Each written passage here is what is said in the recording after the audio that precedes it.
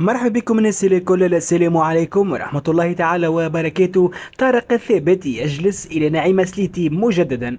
أكدت مصادر اليوم أنه جلسة جديدة باش تجمع المدير الرياضي للترجي الرياضي التونسي طارق الثابت باللاعب الدولي للتونسي نعيمة سليتي من أجل مناقشة إمكانية لعبه للترجي زوز مواسم القادمة. وكانت المفاوضات الأولى قد أعلنت بعد في وجهات النظر، خاصة أنه سليتي اشترط الحصول على راتب سنوي في حدود 800 ألف دولار، يعني تقريبا 200 مليون في الشهر، وهو ما رفضه طارق ثابت. وحسب معلوماتنا فإنه الجلسة الجديدة بين الطرفين ستقام فيها العرض المالي اللي يناسب الترجي، وفي صورة قبول نعيمة سليتي فإنه باش يكون أحد صفقات الترجي في الميركاتو الصيفي هذا.